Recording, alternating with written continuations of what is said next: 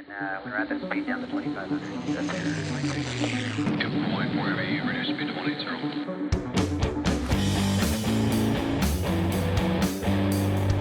Blackbox. All right, KP, what are we talking about now? Hey, welcome back for real. Yeah. We're picking up with part 3 of our 3-part series. Mm-hmm. So we're ending with the world's most favorite financial product. Start with an A. Starts with an A. All right. Ends with an S sometimes if we're pluralizing it. Plurality. Is that what it is? And depending on who we're talking to, it's followed by another few words of Right. Yeah. Annuities. There we go. Yeah. So we said it. We're talking about annuities today. Yeah. So buckle up, hang on. Don't turn the podcast off just because we said the A word. Yeah. This is educational.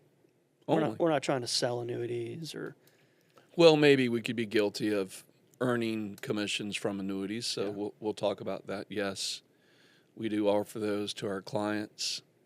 Yes, it is a product that we believe in. That being said, there's reasons to hate them. absolutely. There's a bunch of reasons. There's also reasons to love them. That's right. Yeah.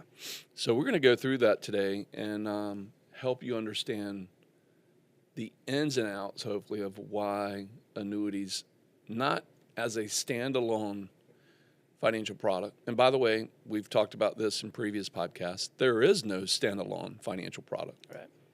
It's not, you can't have it all in equities. You can't have it all in real estate. Well, let me back up. There are some people in life who have been singular in their investing decisions, and they've made it through life. And there's people who've walked into my office and argued that with me, that I'm a real estate investor. I'll never own any stocks. I'll never own any bonds. I'll only own real estate. And quite frankly, those people did okay. Yeah. I'm not hating on a person that decides to put all their eggs in one basket. There could be a better way to do it, though. It's not advisable. Could be. Yeah, Yeah. right. So, again, there's no absolutes in anything in life except what? Death and taxes. Yeah. And so we're going to talk about a product today that a lot of people have tried to promote it as an absolute and that it's a silver bullet. It's not. And so we want to dispel some of those misconceptions, and I didn't stutter when I said that, as in misconceptions, but I did it with misconceptions. Yeah, I didn't say it like Cody. Yeah.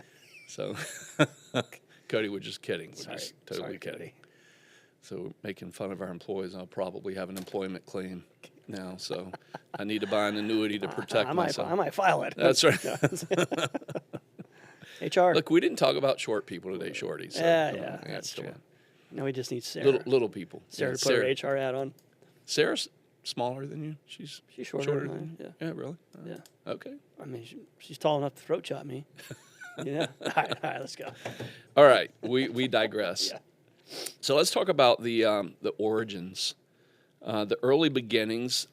Just like life insurance in the United States, annuities have been around since the early 18th century. So the 1700s, the Presbyterian Church issued life insurance and annuities to their pastors or to their families in the event of a pastor's untimely death. They provided insurance protection for their denomination. And then if they lived too long, annuities provide lifetime income if it's designed to do that. So even back to the early days, 1700s, the 18th century, annuities have been around. But we can go all the way back, Shannon, to the Roman Empire.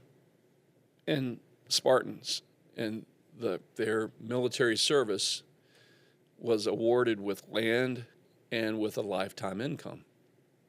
And so these products have been around for ages. In the United States, there's actually a social annuity product. Know what it is? Tell me. Social Security. Yeah, it's true. Yep. Yeah. So Social Security is a social annuity. It's a stream of income. It's a stream of payments. Stream of payments on an annuity is called annuitization.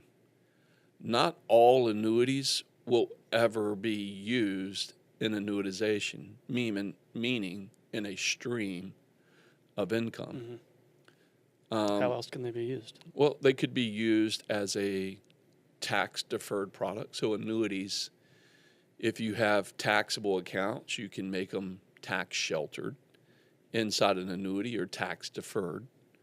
And so you can have the internal growth and build up of your account with no income tax until you use the money. Now, the trade-off is that you do not get capital gains treatment. You have to pay ordinary income on the taxation of the annuity. Yep. Now, if it's a non-qualified account and you're taking a stream of income in a systematized way, meaning a monthly or annual stream of income for X period, could be 5 years, 10 years, 20 years, could be a lifetime payment.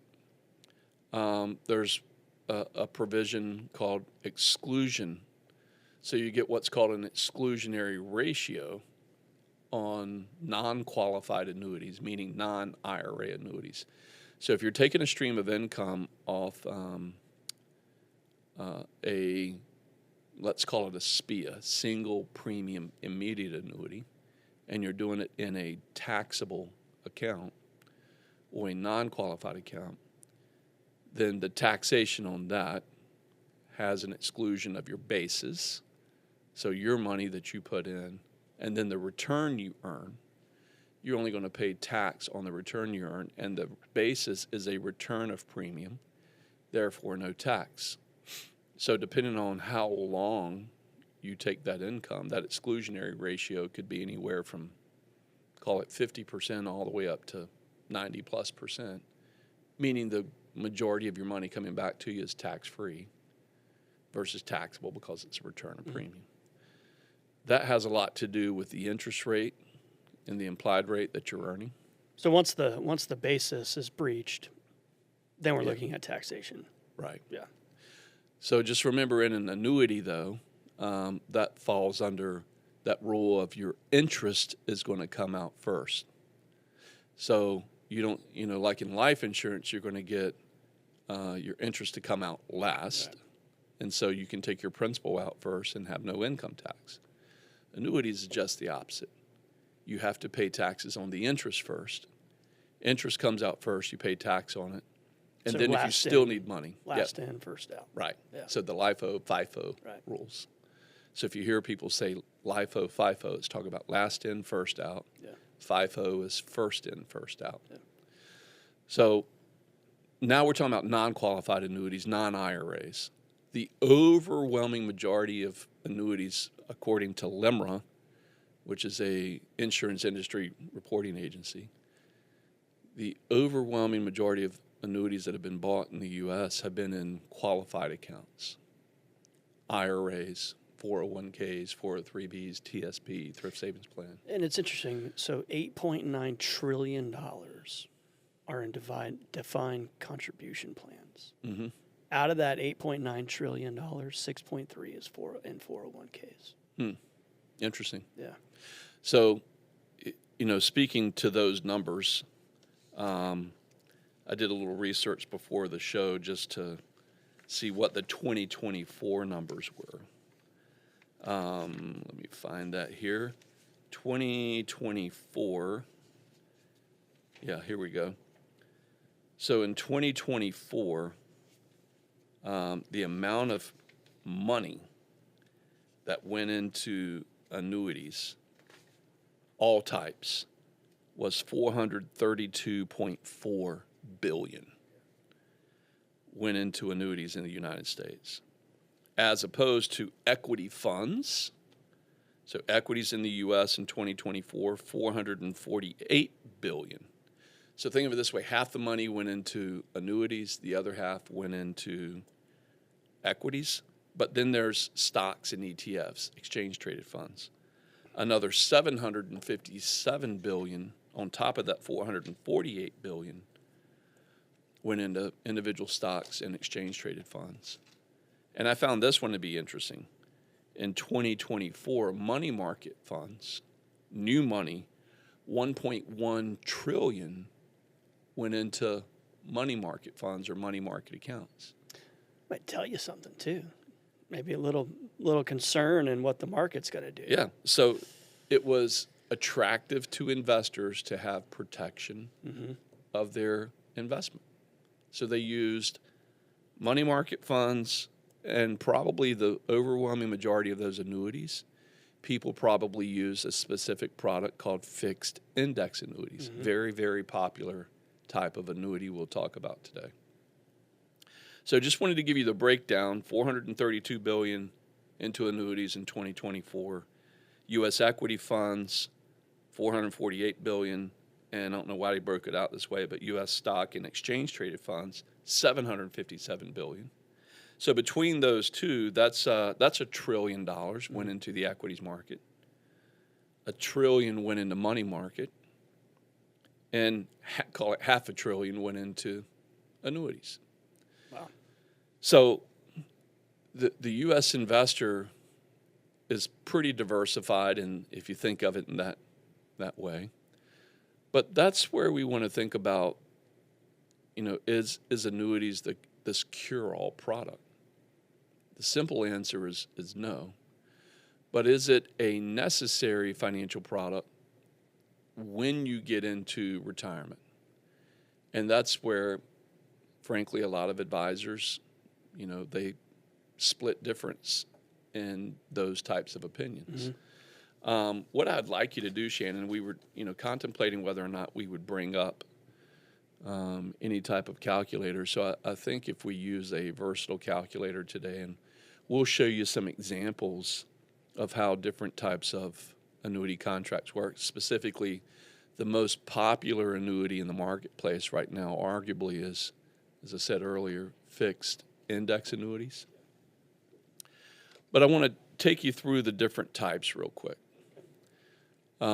As I mentioned earlier, if you want immediate income and you want to take your basis or your principal and interest from an account, you should probably use a SPIA. A SPIA stands for, it's an acronym, Single Premium Immediate Annuity. And usually single premium immediate annuities are going to issue and start paying you income within 12 months of you issuing that type of annuity contract. So think immediate. Immediate means within 12 months in that space under that definition. You can use an immediate annuity for IRAs or qualified accounts or non-qualified accounts. Doesn't matter. The next type would be multi-year guarantee annuities. So a multi-year guarantee annuities means that there's going to be a guaranteed interest rate that's going to be paid to. You've got the. I've got a pretty good. So the presentation isn't completely tailored to our firm yet, but I have a pretty good presentation here. As you go through this, you can just kind of speak to the put it up on the screen. variables. That's fine. Yeah, that's fine. Yeah, so Yeah, I'm okay with that. you just hit SPIA, so Yeah. Yep. Let me So back SPIA. up here. So again, this provides a guaranteed lifetime income. It's predictable, meaning it's going to be guaranteed and backed by the full faith and credit of that insurance company. So it is important that you buy it from a company with a high rating. A's are preferred, A's plus. And the general rule of thumb is you're going to make a single payment, a single lump sum payment, and then you're going to start receiving payments immediately or, again, within that first year. You're going to eliminate market volatility. So when you buy a SPIA, you're not going to have the stock market fluctuate the value of your account or the value of your income stream. which gives stability and peace of mind. Yeah. This is what we were talking about earlier. So if it was a non-qualified annuity, a portion of each payment is considered a return of principal. So it's not going to be taxed because that's your cost basis, and only your interest is subject to tax. So that's called your exclusionary ratio. And you'll look at that as a percentage number. What percentage of the income is taxable? What percentage of it is tax-free? And then the other thing to think about is that yield to maturity. What's the real yield that you earned over that period of time? And sometimes it may make more sense for you to go buy your own account and take your own stream of income, creating your own private annuity, depending on the interest rate Yeah, environment. what kind of interest rate you can get. Yeah. So let's go You want to hit MIGA? well, we can talk about this too. Yeah. Lack of liquidity, inflation risk, it's irrevocable. So when you make a SPIA decision, know that you're locking those payments in. You can't change your mind. Yeah. Now, that income, if you pass away too soon, that income is beneficiary designated. So that income will continue to a beneficiary if you had what's referred to as period certain. So let's say you had a 10-year period certain and you got through year one, you passed away. The other 9 years are going to get paid to your designated beneficiary. All right, so think about that in liquidity. But if you need your money back beyond those payments, no deal. Yeah. You're not getting it. So you're locked in. You're locked in. Yeah. Inflation risk could be a problem with SPIAs.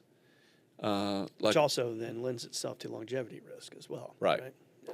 So, yeah, that stream of income, the purchasing power of it could go down because of inflation. Yeah. We talked about it being irrevocable, is that once you've made that decision, you got to commit those funds, and then those funds are traded for income. Interest rate risk, as interest rates go up, if they go up and you fixed your payment, you also fixed your interest rate. So that could be a problem if you locked it in at a low rate. And then there's no growth potential. It is a cash flow play, period. So things to consider. We talked about earlier, I was getting ready to get into MIGAs as you were pulling this up. MIGA is an acronym, again, that stands for Multi-Year Guarantee Annuities. And very suitable for people who are risk averse or want to reduce some risk to maybe just being in a money market account. Mm-hmm. If you're going to trade off to buy like a multi-year guarantee annuity, what you got to compare that against is what's your money market accounts, money market funds, what are they paying, and what's the probability that they stay constant versus being variable. Yeah. A multi-year guarantee annuity can fix those payments or fix that interest for maybe 3 years. Sometimes you'll see 2-year multi-year guarantee. But most of the time you see 3 to 7 year contracts being issued. Anything beyond 5 years, in my opinion, right now is probably too long. Yeah. Simply because does that lend itself to interest rate risk? Exactly. Yeah. Yeah, so if you go way long and interest rates increase, then you kind of you're losing out. You stuck yourself. Yeah. So you got to be careful with that, which is here. If you're going to use it for income, you do get predictability in your income. And MIGAs can be used to push off that interest without annuitizing. You can take the interest as income. And those returns are stable, and they're not affected by market fluctuations. Mm-hmm. It's good.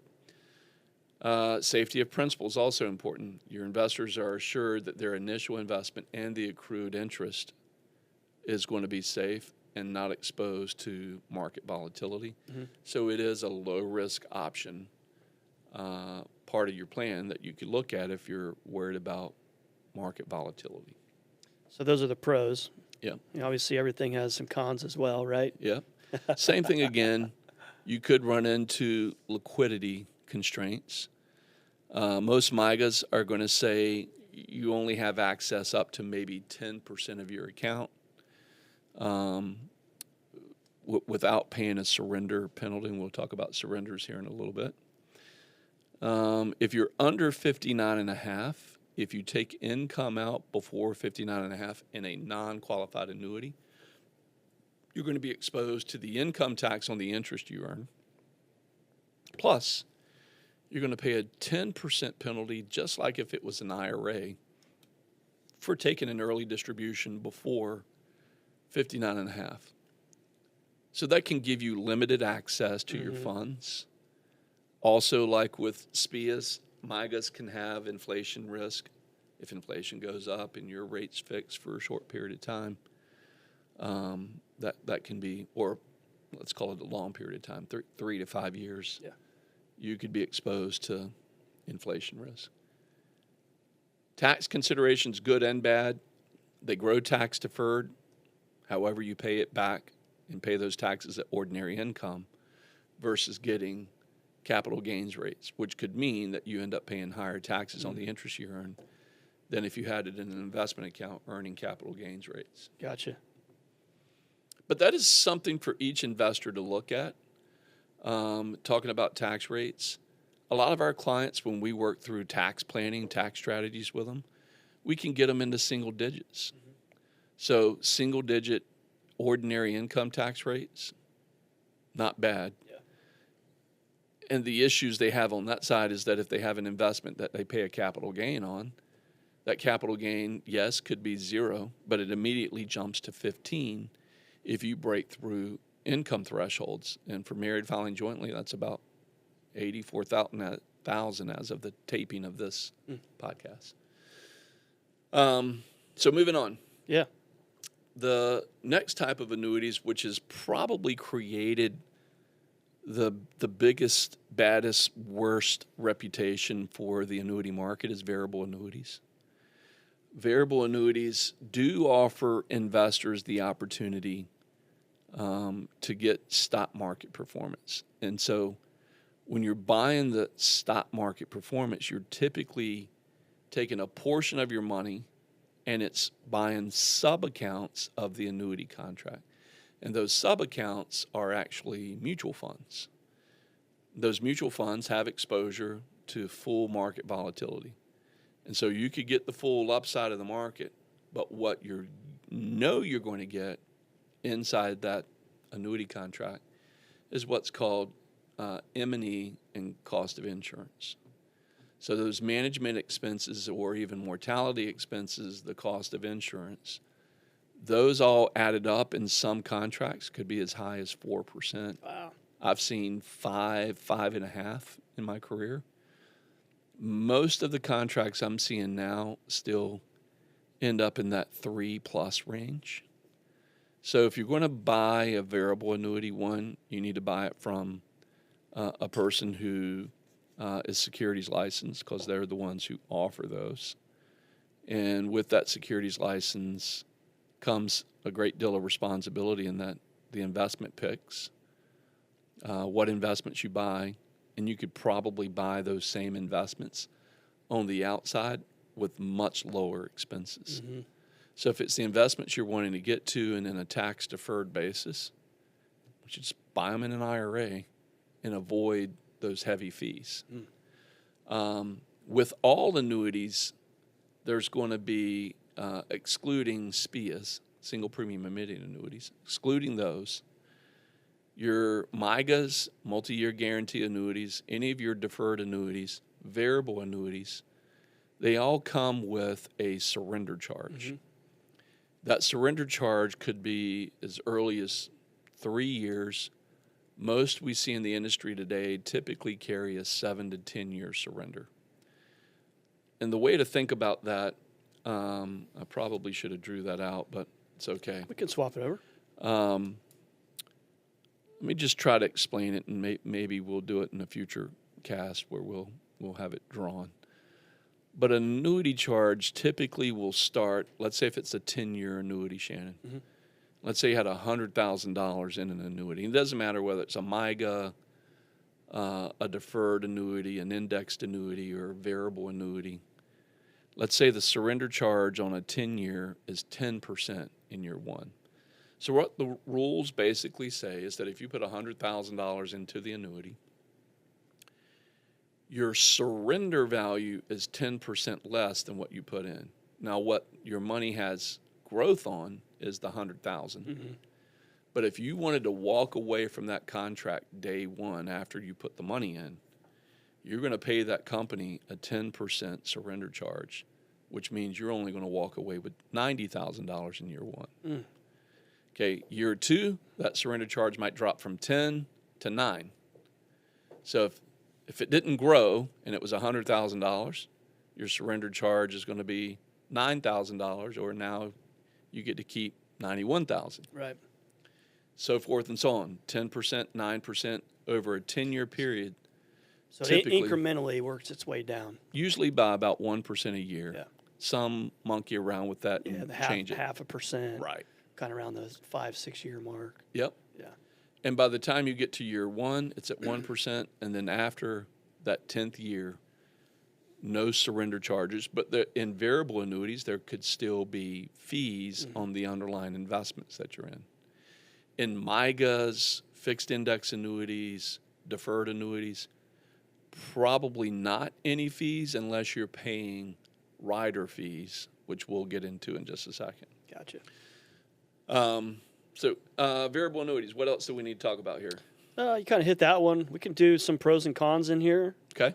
And then we'll bust over to fixed index, Sophia's after that. Yep. Sophia's.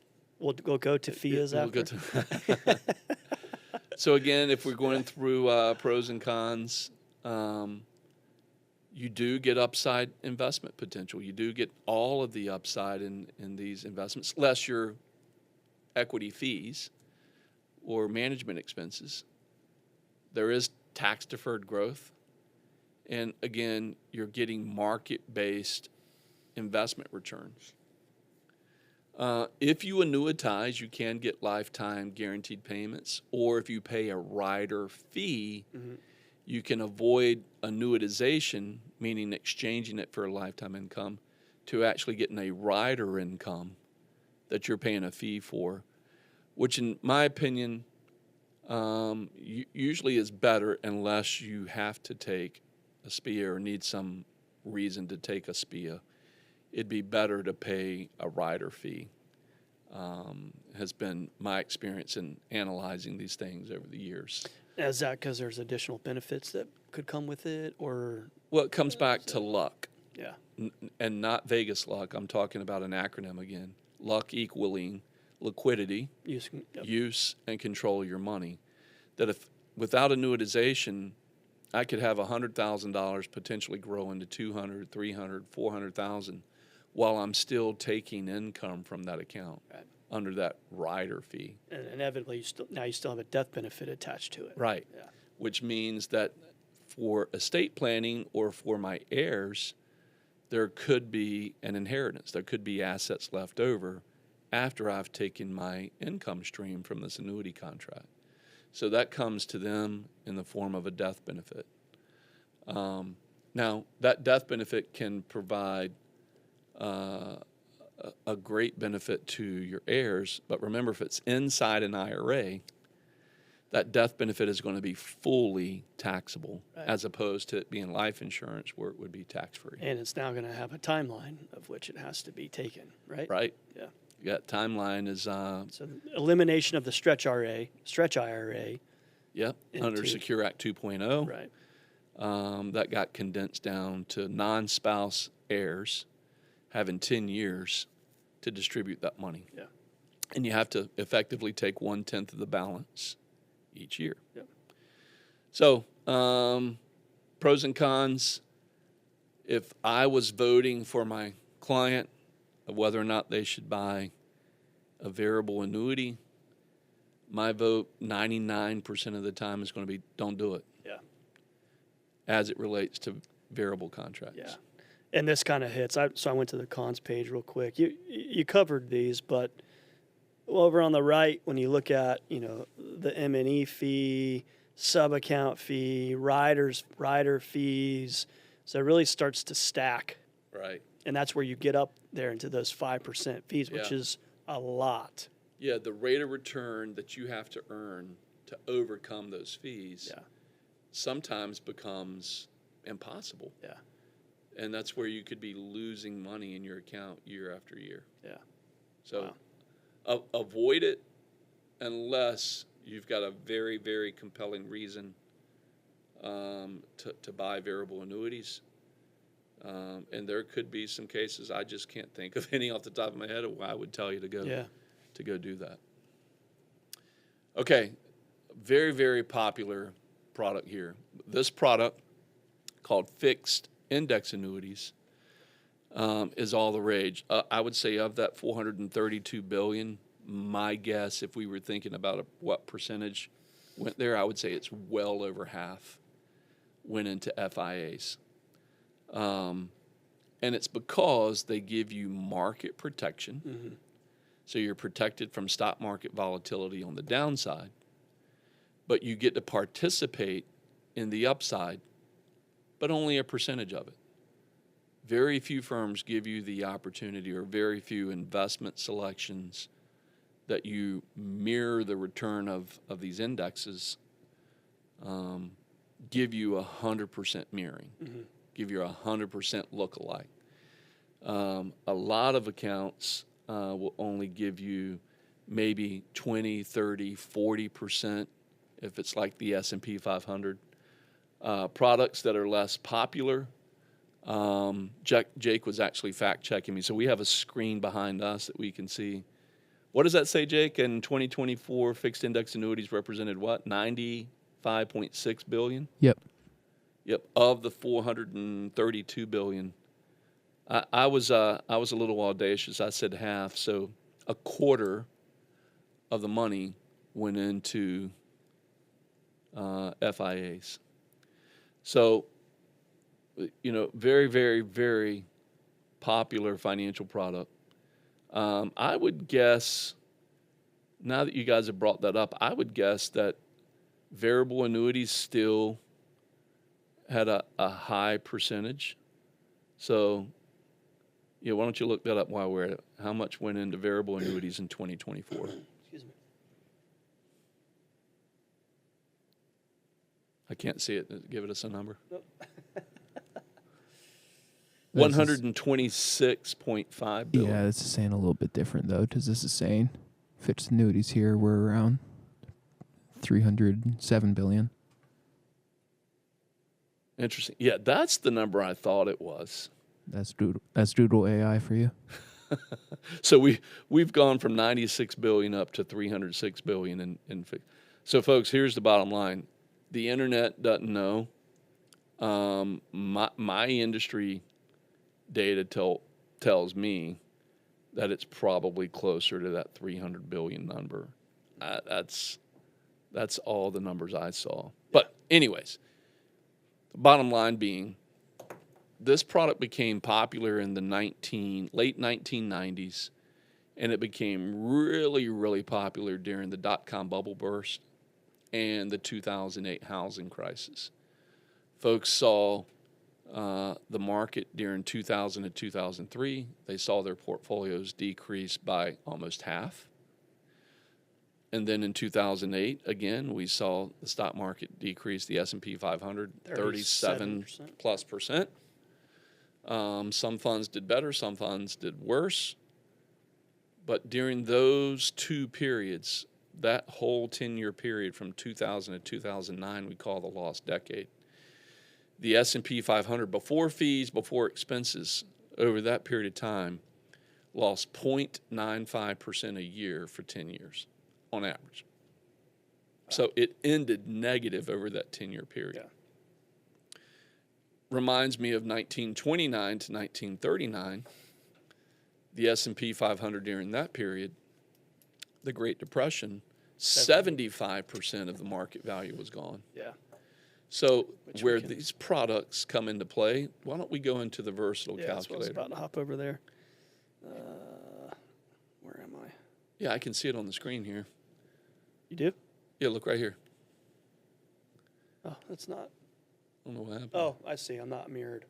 There we go. So what we're going to do here, folks, is we're going to show you an example let's just use 100,000 again, Shannon, as present Give me value. 1 second. I got like 3 different things going on here. There we go. All right. So if we use $100,000 as an example, and let's just do a 65-year-old. Let's say the 65-year-old, 100. well, let's just run them to 75. We'll do 10 years. All right. They started with $100,000 in the stock market. And let's do the 2000 to 2009. Let's do that period. So if you had $100,000 in the stock market in 2000 to 2009, you started at the beginning of the year with $100,000. At the end of that 10th year, you're 74 years old now.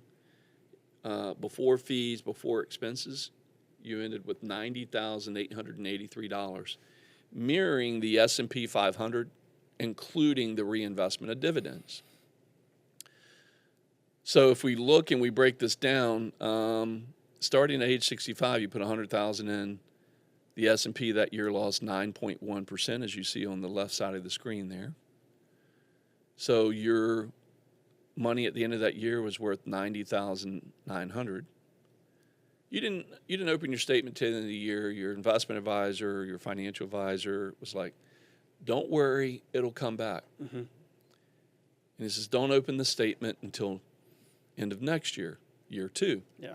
So your $90,900 now turned into $80,092.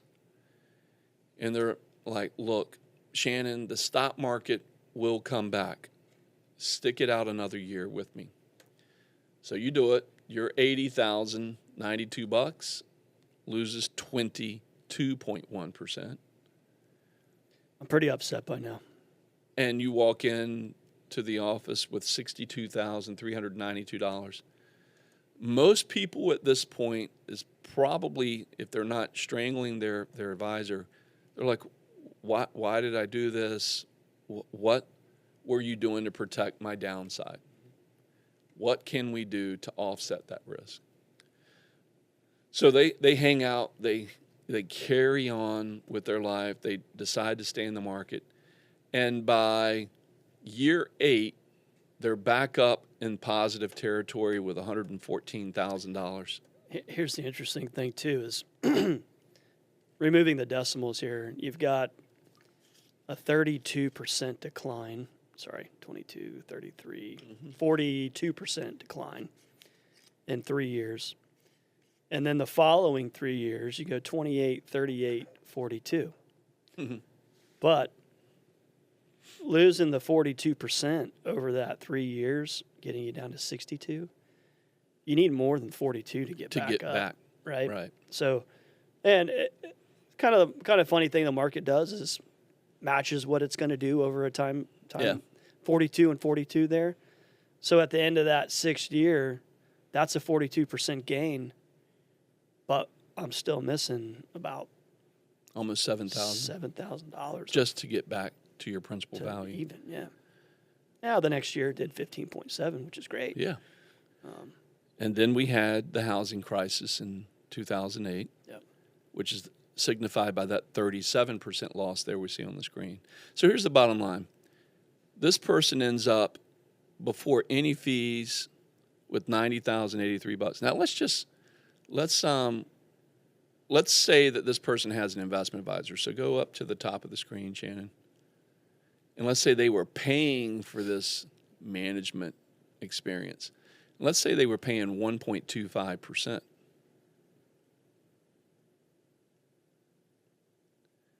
So the investment advisor charged you $10,511 over 10 years. And your account value went from $93,000 or $90,000 down to $80,141. So that's something to think about as well. Yeah. That here's the allure and what index annuities, like fixed index annuities, can show as an alternative. So why don't we just copy this calculator and let's put another one side by side. Let's take the same calculator. We're going to use the same S&P 500.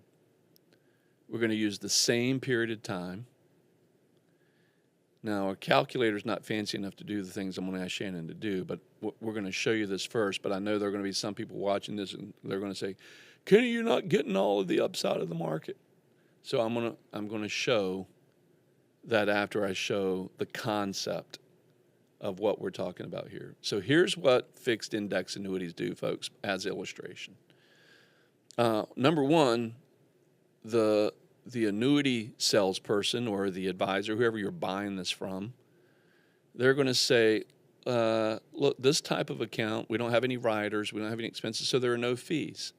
So right off the bat, you're saving the advisor fee of 1.25%. So that $10,000 gets to stay in your pocket. So that's a good thing. Mm-hmm. So just on the merits of that alone, that could be valuable. And so anything in the absence of value is expensive. Right. So is that in and of itself valuable? Well, we can see right here on the screen, all things kept the same, and you can avoid the fee. You saved yourself $10,000 as compared to the person 80,000 versus paying 90. for it. Yep. Now, our firm, our team, we can live in both camps. We can be in that space as both people. And some can, some can't. So here's the scenario now with no fees, but then the feature of fixed index annuities, here's why people love them. If we look at the rate of return in year one of negative 9.1, in a fixed index annuity, we can break this down simply by saying that won't happen. Mm-hmm. The contractual guarantee from the fixed index annuity is that that will be zero. So Shannon, let's go in and show the example of zero there. All right. We don't have a jar, do we? Yep, we just go down in the screen there and click on that and just type, take it out, type zero, tab over.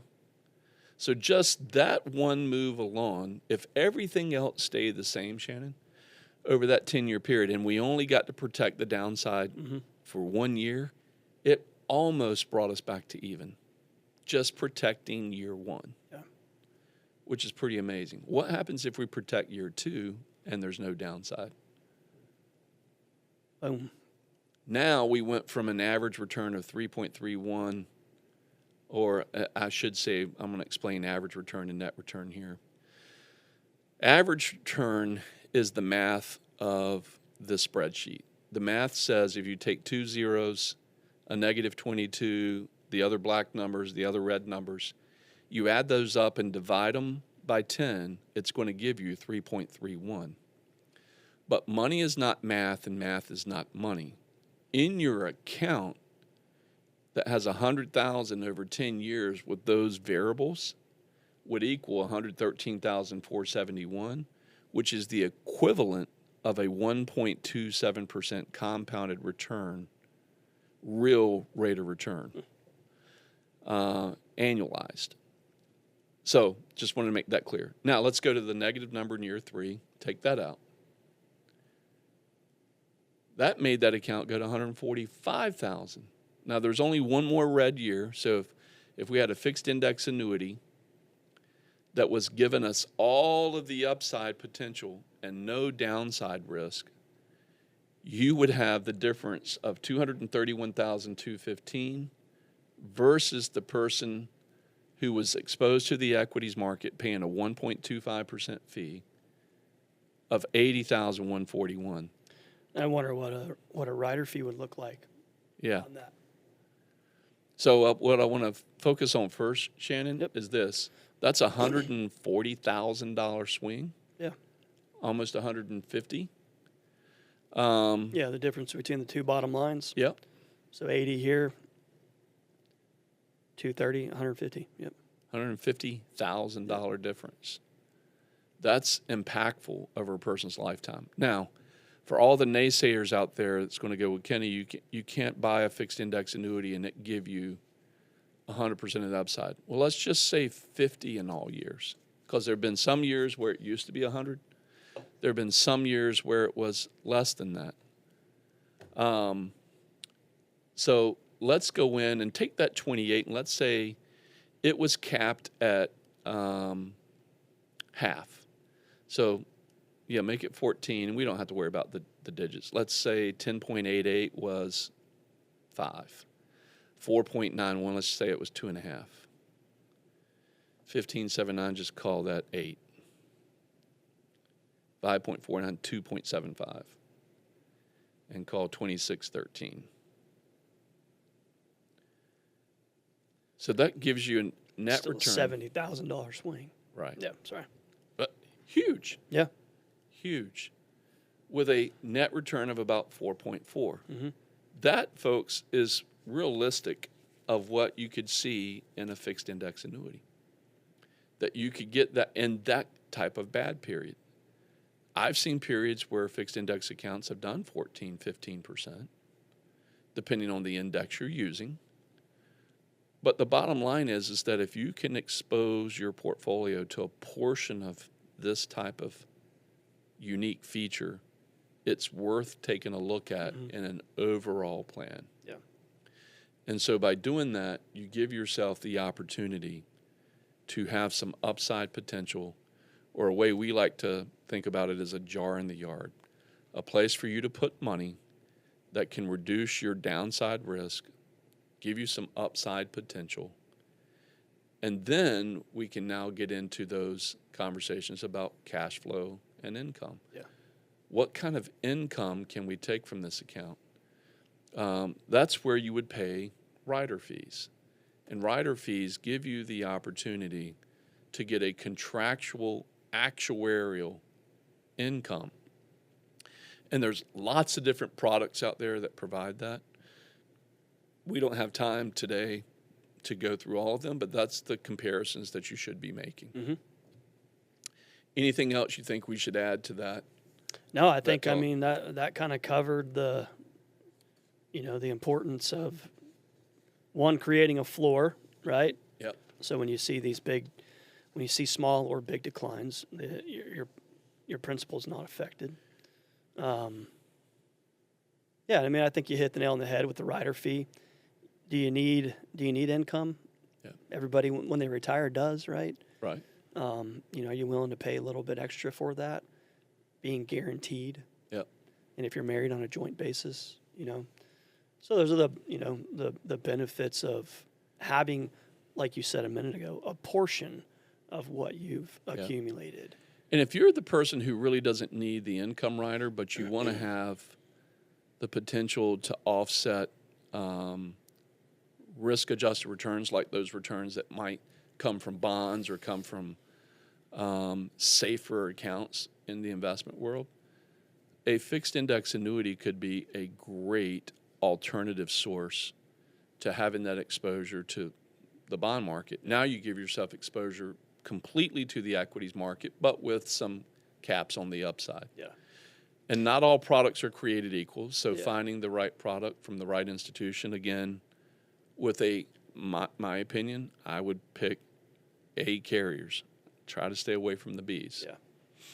And one of the things I always like to talk about our clients with is the difference between a contractual agreement and a non-contractual agreement. Yeah. So when you talk about the bonds, securities market, dividends, non-contractual. Right. It's an ever-changing market. Yep. Where on the other side, if you can create contractual agreements Yep. and transfer that risk of if you need the income Yep. to a carrier, it's a win-win, right? But it has to make sense. Again, it was like the life insurance discussion we had of it's not a one size fits all, and it's not for everybody. Right. Right. So the thing I think to walk away from today, folks, is do you want to have the acceptance of all risk? Meaning, do you want to have yourself completely exposed to market volatility in all of your investments? If so, God bless you. I mean, that is a choice, and there are some people who do that and sleep well at night with that full exposure to the market. Or maybe you want to peel back some risk, and maybe you don't want to just have it all exposed to, say, the bond market to do that, because now you have interest rate risk. Right. That this could be an option to use in your overall income plan. And then, as Shannon said, you could decide whether or not do you add an income rider, do you stack the types of accounts you have, do you have a SPIA, do you have a MIGA, do you have a fixed index? Maybe it's all three. The one I would say be very, very cautious of buying and make sure you truly understand the true contractual terms, the fees, the expenses, is variable annuities. Appropriate for lots of investors, but there's a lot of investors that I would say not even close to appropriate, just because of the fees associated with it. And the risk. And the risk. Right. Because, again, you're exposing yourself in all situations to the market. So we got to jump today. We wanted to make this a short one, but a quick one with information for you. We'll put some additional links for you to go look at some study. One study that we had on our life insurance side was a study put out by Ernst & Young that brings together not just the product, but a process of integrating deferred fixed index annuities with life insurance, with investments. We want to bring together actuarial science with investments in a properly structured income plan. Yep. That's our motive. That's our objective. We hope this was helpful to you. We hope to see you on the other side soon. Take care. God bless. Yep.